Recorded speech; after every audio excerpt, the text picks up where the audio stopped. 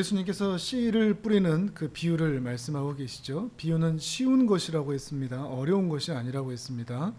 이 씨를 뿌리는데 네 가지 밭의 종류가 나오죠. 하나는 길가의 길바닥, 사람들이 이렇게 왕래하는 길가에 뿌려졌으면 그 씨가 자랄 수 있겠습니까?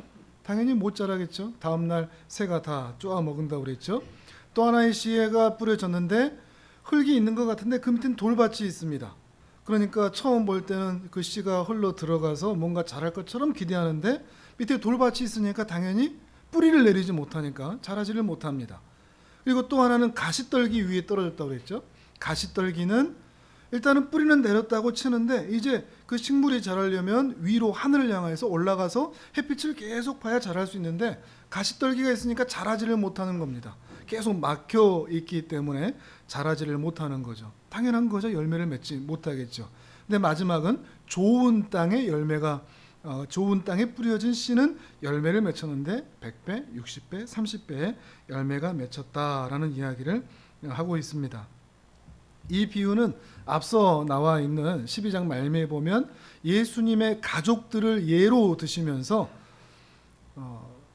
이제 새로운 가족, 육신에 의하여 혈연에 의하여 맺어진 가족이 아니라 새롭게 형성될 영적인 가족이 존재할 것을 하나님 아버지의 뜻대로 행하는 자들로 이어진 새로운 가족이 형성될 것을 말씀하시면서 이 천국 비유를 말씀하고 계시는데 그 새로운 가족이 어떻게 형성되느냐, 앞에 조금만 보시면 11절에 보시면 은혜가 허락된, 하나님의 은혜가 허락된 자만이 형성되는, 새롭게 형성되는 그 가족이 있고, 지난주에도 보았던 것처럼 16절에서 이 가족은 예수님을 보고 예수님의 말씀을 들음으로 그 하늘의 가족으로 형성되는 복을 얻은 자, 그 자들에 의하여 새롭게 형성되는 가족에 대해서 말씀을 하셨습니다. 또 반대로 은혜가 허락되지 않은 사람이 있고 예수님을 봐도 예수님의 말씀을 들어도 전혀 그 말씀을 깨닫지 못하는 자들이 있다는 것을 말씀하신 거죠. 그래서 이 비유를 통하여서 예수님께서는 두 가지의 가족이 나눠진다고 말씀하셨죠. 그러니까 예수님이 하신 이 땅에 오신 목적은 이것을 나누기 위해서 오신 겁니다. 하늘 가족 그리고 땅의 사람들, 그 일을 위해서 예수님이 오신 거죠. 그래서 초림과 재림으로 나눠진다고 했죠. 재림은 분명히 심판주로 오시는 겁니다. 근데 초림은 심판하러 오신 게 아니고 이걸 나누기 위해서 왔습니다. 나눈다고 해서 심판하고는 다른 겁니다. 왜냐하면 나누기 위해서 오셨는데 그렇게 나누어진다는 것에 대해서 말씀하시면서 초대하기 위해서 오셨기 때문에 그렇습니다. 예수님이 만약에 초림 재림으로 안 오고 바로 한 번에 그냥 다 심판했다 그러면 우리는 구원받을 수 있을까요? 우리가 물론 태어나지도 않은 상황이지만 우리는 만약에 그때 우리가 존재했다면 우리는 심판에서 당연히 하늘 가족이 되지 못하고 심판받을 수밖에 없는, 멸망할 수밖에 없는 것이죠. 근데 예수님께서는 초림과 재림으로 나누셔서 초림 때 오셔서 이렇게 새롭게 형성되는 가족에 대해서 말씀하시고 이곳으로 초대하기 위해서 오신 거죠. 그리고 그 초청장을 배부하는데 초청장 받을 자격을 얻게 하시기 위해서 예수님 스스로 하나님 앞에 희생 제물이 되기 위해서 오신 겁니다. 그 초청에 응할 수 있는 자격을 얻도록 말이죠.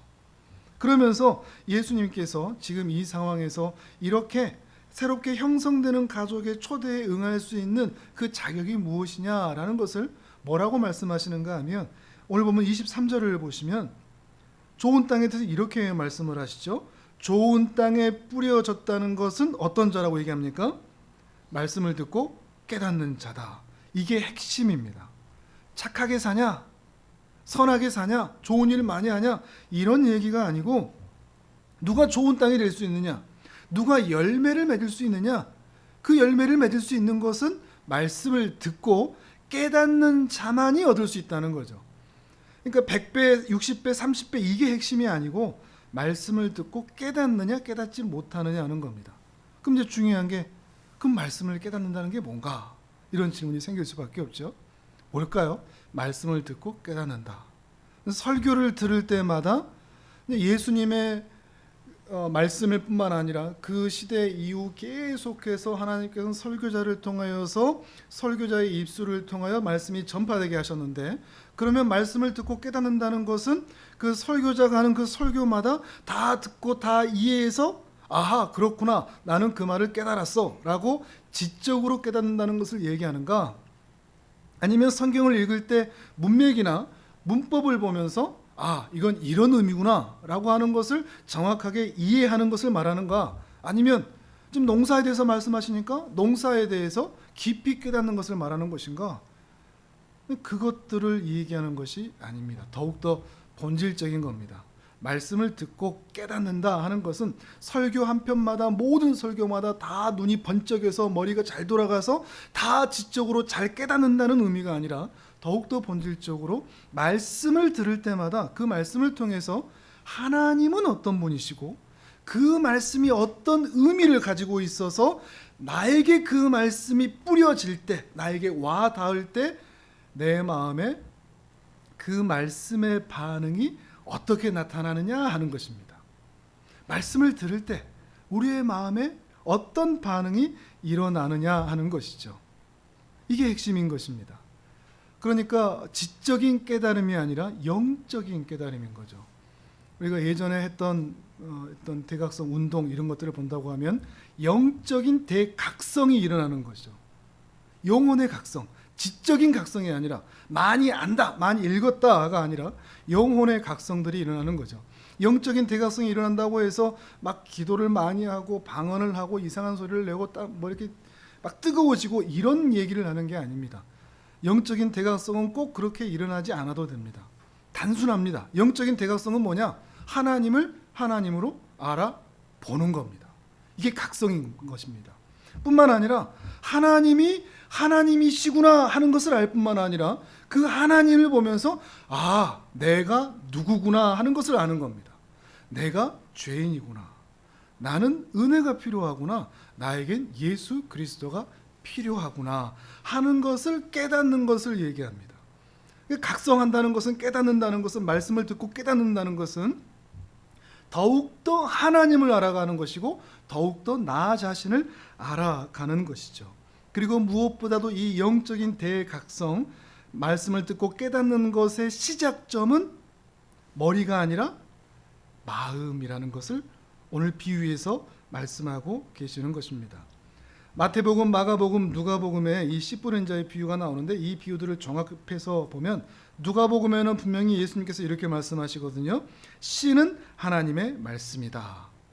씨를 뿌린다는 것은 농사를 얘기하는 게 아니고, 사실 이 농사를 통해서 하나님께서 씨를 뿌려, 말씀을 뿌려줘서 하나님의 나라가 어떻게 만들어지는가 하는 것을 말씀해 주는 거죠. 그러니까 씨는 하나님의 말씀을 가리키고, 오늘 본문 19절에서도 보면 악한 자가 마음에 뿌려진 것을 빼앗는다 그랬으니 이 밭은 무엇을 가리키는 겁니까? 마음이죠. 마음을 가리키는 거죠. 그러니까 하나님께서 씨를 어디다 뿌린다는 거죠? 씨를 사람의 마음에 뿌린다는 거죠.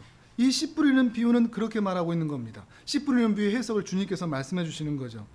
말씀이 각 사람의 마음에 뿌려지면 그 말씀이 뿌려진 것을 통해서 각 사람의 마음에 하나님의 나라가 어떻게 형성되고 만들어지는지를 말씀하고 계시는 것입니다. 조금은 의외죠. 예수님께서 오셔서 하나님의 나라가 장차 올 텐데 그때까지 잘 살아라 하시는 게 아니라, 오히려 이 말씀을 통해서는 예수님의 말씀을 뿌리심으로 그 말씀이 각 사람의 마음 가운데 자라거나 혹은 방해가 있거나 해서 열매가 맺어지면 그 사람 안에 하나님의 나라가 이루어지는 것이고, 그 씨가 파고들지 못하고 자라지 못하고 열매가 맺히지 못한다면 그 사람의 마음에는 하나님의 나라가 이루어지지 못한다 하는 것을 말씀해 주고 있는 것입니다. 각 사람의 마음에 어떻게 하나님의 나라가 이루어지는가 하는 것이죠. 그런 면에서 이 말씀이라는 것이 참 신비한 거죠. 그 말씀을 들으면 그 말씀을 듣고 깨달으면 그 말씀에 의하여 우리 각 사람의 마음에 하나님의 나라가 임하는 것입니다. 말씀을 듣고 깨닫고 그리고 그 말씀을 받아들이면서 그 말씀에 순종한다는 것은 그 말씀의 지배를 받는다는 거거든요. 그 말씀이 다스린다는 거거든요. 그 말씀이 다스리는 하나님의 나라가 우리 마음에 이루어진다는 것이죠. 그러니까 그 말씀을 듣고 깨닫고 반응하여 순종하는 자는 하나님의 나라가 그 안에 이루어진다는 것을 말하고 있는 것입니다. 하나씩 한번 보도록 하죠. 어렵게 생각될 수도 있겠지만 조금 더 이 비유 하나하나를 보면 이 말씀을 조금 더 쉽게 이해할 수가 있을 것 같습니다. 먼저 첫 번째 받침입니다. 길가에 뿌려진 말씀이죠. 19절을 우리 같이 읽습니다. 시작. 아무나 천국 말씀을 듣고 깨닫지 못할 때는 악한 자가 와서 그 마음에 뿌려진 것을 빼앗나니 이는 곧 길가에 뿌려진 자요. 아멘. 하나님의 말씀이 길가에 뿌려졌다고 그러죠. 길가는 사람들이 다니는 것입니다. 밭이 아니죠. 그 길가는 사람들이 계속해서 왕래하기 때문에 딱딱하고 굳어진 상태이죠. 그러면 씨가 그 땅을 뚫고 들어갈 수 있겠습니까? 없겠습니까? 못 들어가죠. 당연하죠. 씨가 들어가지 못하니까 다음날 새가 와서 다 쪼아버리죠. 이것은 영적인 토양이 굳어져 버린 사람의 길바닥 같은 마음을 가리킵니다. 아무리 말씀이 던져져도 그 말씀이 전혀 들어가지 못하는 길바닥 같은 마음, 그런 마음밭이 있다는 거죠. 근데 이 말씀을 받는 사람이 하나님의 말씀을 받고 있으므로 교회 밖 사람을 얘기하는 게 아닙니다. 그렇죠? 교회 안 사람입니다. 교회 안에는 들어와 있습니다. 신앙생활도 하고는 있습니다. 근데 말씀을 아무리 듣고 뿌려도 듣는 것 같은데 그 마음 안에서는 그 말씀을 받아들이지 않는 거죠. 의심하고 불신하고. 예수님의 동정녀 탄생을 어떻게 믿어? 어떻게 그런 일이 있을 수 있어? 하나님이 사람이 돼서 왔다고? 그걸 어떻게 믿어? 그 하나님이 죽었다고? 말도 안 돼. 근데 그게 또 살아났다고? 어떻게 믿어? 겉으로는 교회 생활을 계속 하다 보니까 다 믿는 것처럼 보이는데 정작 그 사람의 마음을 깊이 살펴보면 처음부터 끝까지 아무것도 믿지 않는 사람이 있다는 거죠. 근데 그런 사람이 교회를 왜 다닐까요? 그런데 그런 사람을 볼 때가 있습니다. 사업을 위해서, 자기 이익을 위해서, 교양을 쌓기 위해서, 취미 생활을 위해서 어떤 이익을 바라고 다니는 사람들도 있는 거죠. 이런 사람들은 복음에 대해서 전혀 관심이 없는 사람입니다. 교회 생활은 사람들과 뭔가 하고 하는 거는 괜찮지만 복음에 대해서 자신을 직접 내려놓고 그 말씀이 나와 상관 있는 얘기다 이렇게 받지 않고 나와 아무런 상관이 없는 그냥 머리로만 알고 있는 그 정도의 수준이라 할 수 있는 것입니다. 이제 말씀을 깨닫는다. 좋은 받침 말씀을 듣고 깨닫는다라고 했죠. 그럼 이 말씀을 들으면 어떻게 반응해야 말씀을 듣고 깨닫는 자냐? 아, 하나님의 말씀이 이렇구나. 그럼 나는 어떻지? 라고 점검하는 것이 말씀을 듣고 깨닫는 겁니다. 이런 말씀을 들었을 때 나도 마음이 굳어 있지는 않나? 이렇게 살피기 시작하는 게 그러면 나도 좀 마음이 굳은 면이 있는 것 같다. 때로는 어떤 말씀이 전혀 들어오지 않고 때로는 어떤 말씀이 믿어지지도 않고 저거는 아닌 것 같아. 겉으로는 다 믿는 척하지만 내 마음 깊은 곳에서는 그 말씀에 대해 성경에 기록된 말씀에 대해서 믿지 않는 모습이 있는 그런 부분이 있을 때 나도 마음의 한편에 굳어 있구나. 이것을 발견하는 겁니다. 이게 말씀을 듣고 깨닫는 자의 모습인 거죠. 그럼 어떻게 해야 될까요? 호세아 10장에 보면 우리가 이제 여호와를 찾을 만한 때다, 만날 때다 말씀하시면서 어떤 말씀이 있는가 하면 너희 묵은 땅을 기경하라 라는 말씀이 있습니다. 기경한다는 말은 농사할 때 많이 들어보셨죠? 갈아엎는 거죠. 우리의 마음이 굳어 있다는 것을 인정하면 갈아엎고자 하는 거죠. 그대로 두지를 않습니다. 내가 굳어 있구나. 굳은 땅이구나. 말씀이 믿어지지 않구나. 이 부분을 아 그렇구나 하고 끝내버리는 게 아니고 말씀을 듣고 깨닫는 자는 그것을 갈아엎습니다. 이대로는 안 된다. 말씀을 믿고 싶다라는 마음에 그 생각이 들어서 그 은혜를 구하는 거죠. 어떻게 경작하느냐, 어떻게 그 묵은 땅을 기경하느냐, 겸손을 사모하는 겁니다. 왜 말씀이 안 들리는가 하면 교만하기 때문이거든요. 하나님의 말씀이 이러이러하다라고 말씀하셨는데 교만하니까 에이 그럴 리 없어. 자신의 머리, 자신의 주관 이것들을 더 믿는 거죠. 그러니까 교만한 겁니다. 그럼 어떤 은혜가 필요하겠습니까? 반대로 겸손이 필요하죠. 아 하나님의 말씀이 그렇구나. 그럼 무조건 믿어야지. 이 마음에 겸손이 필요한 거죠. 우리 마음을 어떻게 기경하느냐, 경작하느냐? 겸손으로 경작하는 겁니다. 내 마음을 겸손케 하는 거죠. 물론 이 겸손은 무엇이 있어야 가능하겠습니까? 은혜가 필요하죠. 하나님의 은혜를 사모하는 거죠. 그러니 자신의 마음이 굳어져 있다는 것을 아는 사람일수록 은혜를 사모합니다. 저를 따라서 한번 해보시겠습니까? 주여 은혜를 주옵소서. 한 번 더 하겠습니다. 주여 불쌍히 여겨 주옵소서. 이 기도를 많이 하는 것입니다. 나는 똑똑해요. 내가 좀 어떻게 알아볼게요. 내 힘이 들어가지 않는 거죠. 내 지식으로 하는 게 아닙니다. 주여 은혜를 주옵소서. 이 말씀이 믿어지도록 내 마음이 굳어진 상태로 있지 않도록 주여 내게 은혜를 주옵소서. 우리의 굳어진 마음은 그렇게 경작하는 겁니다. 이 경작이 필요하죠. 말씀을 듣고 깨닫는 자는 늘 자신을 경작합니다. 두 번째 모습입니다. 이렇게 굳은 길가에 있는 돌같이 굳은 땅이 있고 또 한 땅은 흙이 얕은 돌밭입니다. 20절과 21절을 같이 읽습니다. 시작. 돌밭에 뿌려졌다는 것은 말씀을 듣고 즉시 기쁨으로 받되 그 속에 뿌리가 없어 잠시 견디다가 말씀으로 말미암아 환난이나 박해가 일어날 때에는 곧 넘어지는 자요. 아멘. 말씀드렸지만 식물이 잘 자라려면 그 씨가 뿌려져서 뿌리가 깊게 내려가야 됩니다. 근데 돌밭이 있다고 얘기합니다. 당연히 뿌리가 못 내려가겠죠. 뿌리가 사방으로 퍼져서 땅속에 있는 영양분과 생수를 끌어모아서 온 식물에 다 퍼져 가야 합니다. 그래야 식물이 자라죠. 그러지 못하면 금방 시들고 맙니다.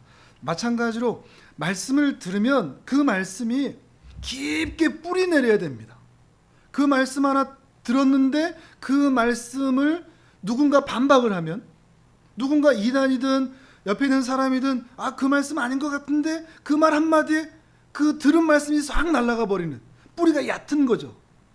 어떤 말씀이 있고 어떤 이단의 공격이 있어도 뿌리가 깊으면 날아가지 않습니다. 굳어 있으니까요. 튼튼하게 뿌리가 박혀 있으니까요. 그 깊이 들어오는 그 말씀이 우리 전체 삶의 영역에, 전 인격에 공급되어야 한다는 것입니다.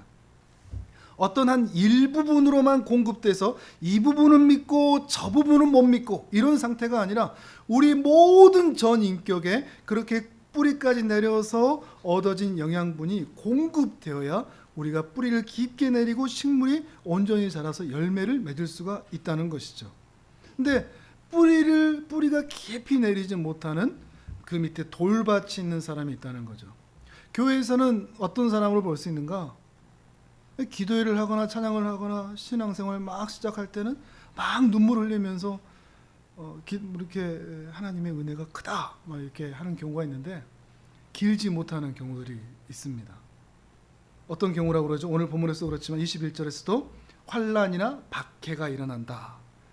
어떤 힘든 일을 만나고 어려운 일을 만나고 유혹을 만나면 쓱 날아가 버리는 거죠.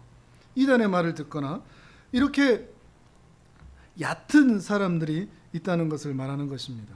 기도가 길지 못하고 인내하지 못하고 견디지 못하고 참지 못하고 뭔가 금방 뜨거워진 것 같아서 저 사람 신앙생활을 좀 잘하나 보다 이런 생각이 들 정도로 열심히 하는 것 같지만 길게 보았을 때는 그 사람이 어느새 그 자리에서 떠나서 견디지 못하고 식어버린 상태로 있지 못하다는 것입니다. 왜 이 사람이 신앙생활에 지속적이지 않다고요? 돌밭이 있기 때문이라는 겁니다. 그 밑에 돌밭 같기 때문에. 이게 어떤 의미겠습니까? 우리 심령의 깊은 곳에 뿌리를 내려야 되는데 우리 마음 안에 뭐가 있을까요? 우리도 알지 못하는 사이에 그 죄된 부패한 성품들, 그 완악한 마음들, 완고한 마음들, 그 죄된 본성, 그것이 자리 잡고 있는 거죠. 이 어떻게 자리 잡느냐? 이 자리 잡는 게 이 죄된 성품이 말씀에 대해서 어떻게 하느냐? 튕겨내는 겁니다. 고집스러운 거죠. 자신 안에 갇혀 있는, 자신 안에 죄된 본성이 자리 잡아 있는, 깨지지 않는. 우리가 창세기를 보면서도 아브라함이 또다시 두 번째 또다시 아내를 누이라고 속이는 그 일들을 보면서 이 아브라함 안에 갇혀 있는 세상에 대한 두려움, 그 뿌리 깊은 두려움이 그 안에 있는 것을 우리가 확인했지 않습니까? 우리에게도 마찬가지입니다.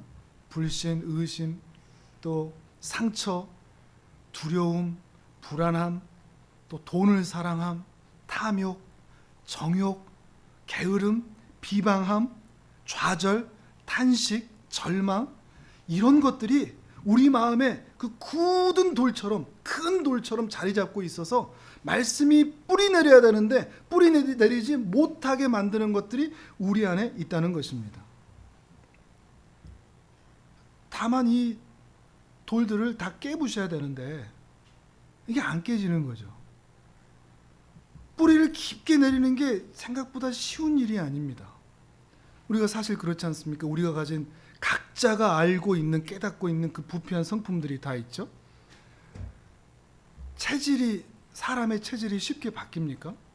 성격이 쉽게 바뀌나요? 금방 좋은 사람이 됩니까? 그렇지가 않죠. 부패한 성품은 잘 깨지지를 않습니다. 이 부패한 성품, 우리 안에 또아리 틀고 있는 이 부패한 성품을 이기고서야 말씀이 깊이 뿌리 내려서 그 생명의 역사가 활발해질 수가 있다는 것입니다. 이게 안 깨지면, 이게 부서지지 않으면 말씀의 역사도 동일하게 나타날 수 없다는 것이죠. 이 완악한 성품이 깨져야 된다는 것입니다. 그러니까 말씀이 깨달아진다, 말씀을 듣고 깨닫는다 하는 사람은 이 말씀을 들었을 때 그렇게 말씀을 이겨내지 못했던 내 안에 부패한 성품이 뭐지? 그 누구에게도 말하지 않고 나만 알고 있는, 그리고 내 스스로가 깨달아 가야 하는 과거의 상처들, 잠재되어 있는 과거의 상처들, 또 돈을 사랑하는 마음들, 그 탐욕들, 정욕들, 이런 부분이 내 안에 있음을 발견하기 시작합니다. 말씀을 듣고 깨닫는 자는 그것을 발견하기 시작하고 내 안에 그것이 있음을 인정하기 시작하고 그것들을 깨부수는 노력을 하기 시작한다는 것입니다. 이게 말씀을 듣고 깨닫는 자의 모습이라는 거죠. 말씀을 듣고 깨닫지 않으면 돌밭이 있구나, 나한테 그런 완악한 성품이 있구나, 발견하지도 못할 뿐더러 그 발견한 것에 대해서 싸움도 하지 않습니다. 그러니 쉽지 않죠. 우리 안에 하나님의 나라가 이루어지는 게 쉽지 않습니다. 단기간에 이루어지는 것도 아니고 싸움이 매우 치열합니다. 그 완악한 성품들을 깨부숴야 뿌리가 내려지니까요. 늘 자신에 대해서 영적으로 민감하지 않으면 안 되는 거죠. 두 번째 밭이 그렇습니다. 말씀을 듣는 여러분의 표정이 별로 썩 좋지가 않습니다. 이거 어떻게 이겨내나 이런 마음이 드시는 것 같은데 맞습니다. 자, 22절 같이 한번 읽어보실까요? 세 번째 밭입니다. 시작. 가시떨기에 뿌려졌다는 것은 말씀을 들으나 세상의 염려와 재물의 유혹에 말씀이 막혀 결실하지 못하는 자요. 아멘. 나무가 이제 아래로 뿌리를 깊이 내렸습니다.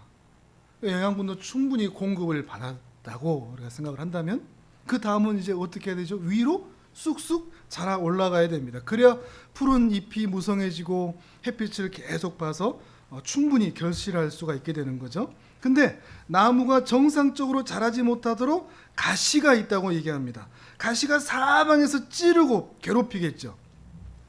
나무가 자라려고 하는데 자라려면 그 가시를 피하든지 가시에 찢기든지 그 아픔을 경험하다 보니까 나무가 일그러지는 겁니다. 올곧게 서는 게 아니고 삐뚤어지는 것이죠. 삐뚤어지는 나무가 되는다는 것을 말하고 있는 것입니다. 그 이유가 뭐라고 얘기합니까? 세상의 염려와 재물의 유혹이다 이야기를 하고 있습니다.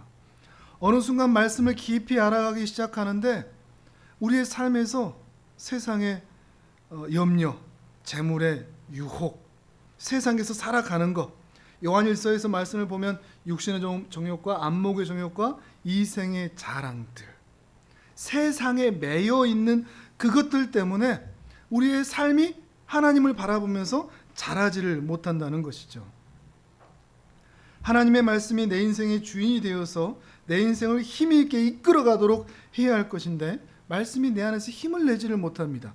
말씀대로 살자라고 얘기하는데 무슨 문제가 생깁니까? 돈 문제가 생기고, 말씀대로 살자 그러는데 성공해야 되는데, 그러면 열심히 일해야 되는데, 그럼 주일날도 못 지키는데, 바쁜데, 분주한데, 이런 생각들이 계속해서 나를 억누르는 거죠. 자라지 못하게. 자라는 것 같아도 기형적으로 자라서 하나님의 말씀대로 하는 것이 아니라 그냥 내 위주의 모습으로 신앙생활을 하게 되는 것입니다. 이런 사람들은 너무 분주하다 보니까, 세상에 매여 살다 보니까 하나님을 향하여서 자신의 마음을 내어놓을 틈이 없습니다. 잘해봐야 일주일에 한 번 예배 시간 그 1시간 나오는 것이 전부일 뿐입니다. 너무 분주하고 바쁘기 때문에 그렇죠. 마음에 빼앗기는 것들이 너무나 많습니다. 하나님이 우선순위가 아니고 돈, 성공, 자식, 자신의 가져야 할 그 어떤 것들, 목표들, 이런 것들이 우선이 되어 있기 때문에 그렇습니다.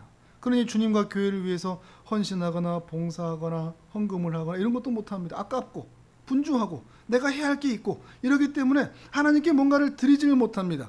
드린다고 하더라도 자기를 위해 다 쓰고 남은 찌꺼기 시간, 찌꺼기 에너지, 찌꺼기 봉사, 이 정도밖에 할 수가 없는 거죠. 이런 사람들은 주인을 바꿔야 됩니다. 이런 사람들은 세상이 주인인 것입니다. 교회는 다닙니다. 그리고 말씀도 많이 알기 시작하고요. 근데 세상이 여전히 주인이 되어 있고 돈이나 성공이 주인이 되어 있기 때문에 그것에 의하여 끌려다니는 것이죠. 주인을 바꿔야 됩니다. 주인이 바뀌지 않으면 결코 이 사람은 하나님 앞에 설 수가 없다는 것입니다. 돈 문제가 걸려 있는데, 거래처에 문제가 걸려 있는데, 나 이거 포기하고 하나님 앞에 설래. 찔리겠죠. 그러니까 가시에 찔린다는 게 이제 그런 말이 되는 거겠죠. 내가 자존심이 내가 걸린 문제인데 내가 이 문제만큼은 내가 말씀대로 할래. 그래서 싸움이 필요한 거겠죠. 이런 일들 가운데 싸워가면서 가시에 찔리고 그 가시를 뚫고 나가는 일이 있더라도 기꺼이 하나님께 가까이 가고자 하는, 하늘을 향해 가고자 하는 그런 싸움이 반드시 필요하다는 것입니다. 이렇게나 사람의 마음에, 우리 마음에 하나님의 나라가 이루어진다는 것이 어렵고 시간이 오래 걸리고 쉽지 않은 전쟁이 필요하다는 것입니다. 마지막으로 좋은 땅에 떨어진 씨의 비유를 설명하십니다.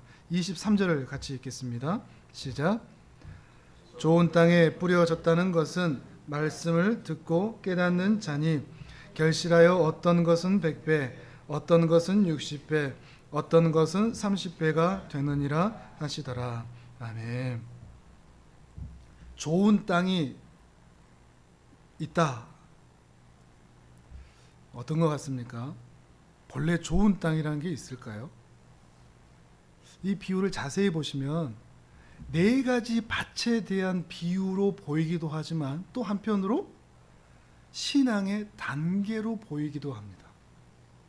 길바닥 같던 그 땅을 기경하고 그 밑에 있던 돌들을 다 끄집어내 걸러내고 가시덤불을 치워야 어떤 땅이 되겠습니까?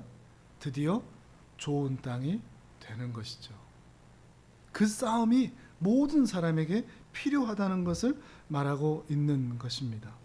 이렇게 하면서 각 사람의 마음에 천국이 임한다는 것이죠. 이 기나긴 신앙의 싸움을 통해서 각 사람의 마음에 하나님의 나라가 임하기 시작하고 예수 그리스도의 향기가 드러나기 시작하고 예수님을 닮기 시작하고 하나님의 형상을 회복하기 시작하는 것입니다. 그러면서 그 싸움을 해나가면서 이 땅에서 천국의 삶을 경험하는 복된 은혜를 경험하게 된다는 것입니다. 분명히 기억할 게 한 가지 있습니다. 처음부터 좋은 땅은 존재하지 않는다.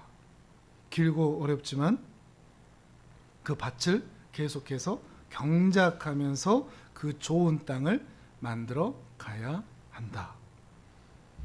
그럼 우리의 결론은 그거겠죠? 잘하자, 잘해야 되겠다. 이게 우리의 결론이죠. 근데 반전, 이 싸움을 무엇이 한다고요? 말씀이 한다고요. 말씀이 각 사람의 마음에 뿌려지면 그 말씀이 운동력 있고 활동력이 있어서 그 말씀이 그 사람을 갈아엎는다고요. 그럼 누가 하는 겁니까? 내가 하는 겁니까? 말씀이 하는 겁니까? 말씀이 하는 거죠. 반전이 되십니까? 우리가 하면 이걸 어떻게 하겠습니까? 하나님의 말씀을 듣고 있는데 그 말씀이 무슨 말인지 어떤 말인지 우리 어른들 다 그러지 않습니까? 앞 뒤로 돌아서면 다 잊어버려요. 막 다 그러시지 않습니까? 근데 왜 말씀을 들어야 되죠? 그 말씀이 나도 알지 못하는 사이에 우리의 심령을 갈아엎기 때문이죠. 우리의 인생의 결과가 그렇습니다. 돌아보십시오. 어떻게든 힘들어도 예배의 자리를 지키고 그 말씀을 힘들어도 듣고 따라왔더니 어느 순간 우리의 심령이 하늘나라로 바뀌어가고 있다는 것을 경험하고 있지 않습니까? 이것이 말씀의 능력인 것입니다. 우리가 신뢰하는 게 바로 이것인 거죠. 하나님의 말씀에 능력이 있습니다. 운동력이 있습니다. 그래서 심령 골수를 쪼개버립니다. 그 심령을 새롭게 만드는 것이죠. 그러니까 어떻게 해서든지 어떻게 해야 될까요? 우리가 말씀을 듣고 읽고 배우는 자리를 지켜야 하는 것이죠. 어떻게든 말씀을 들으면 그 영혼에는 가능성이 있는 겁니다. 희망이 있는 것이죠. 우리 오늘 아이들도 유린이까지 이렇게 왔는데 이 말씀을 듣고 졸리는지 하품도 이렇게 하지만 또 끄덕끄덕 할 때도 있지만 그 가운데 분명히 이 영혼 가운데 하나님께서 일하실 줄을 믿습니다. 오늘 어떤 결과가 안 나타날 수 있습니다. 그런데 어떻게든 그 말씀을 지키고 있으면 그 말씀이 나도 알지 못하는 사이에 내 영혼을 바꿔간다는 것이기 때문에 그렇습니다. 우리는 그 말씀을 믿습니다. 말씀이신 예수 그리스도를 믿습니다. 또한 우리는 그 말씀을 신뢰하기 때문에 그 말씀이 선포되는 자리에 나를 끌어안치는 것이 중요한 것입니다. 우리의 본성은 그 말씀을 듣기 싫어하거든요. 어떻게든 그 말씀의 자리에 나를 두고 하나님이 주신 은혜에 따라 내 영혼이 상태가 어떠한지를 계속 깨달으면서 나는 이런 모습이 부족하구나, 나는 이런 모습이 연약하구나 하는 것을 발견해 가면서 하나님 앞에서 내 영혼이 회복되기를 사모하는 마음으로 말씀을 들을 때 우리는 더욱더 하나님의 나라에 가까워지는 복된 은혜가 있을 것입니다. 그래야 할 때 천국에 가기도 전에 천국의 은혜를 누리게 될 줄을 믿습니다. 그 은혜가 우리 모든 성도님들에게 임하기를 주님의 이름으로 축복합니다. 아멘.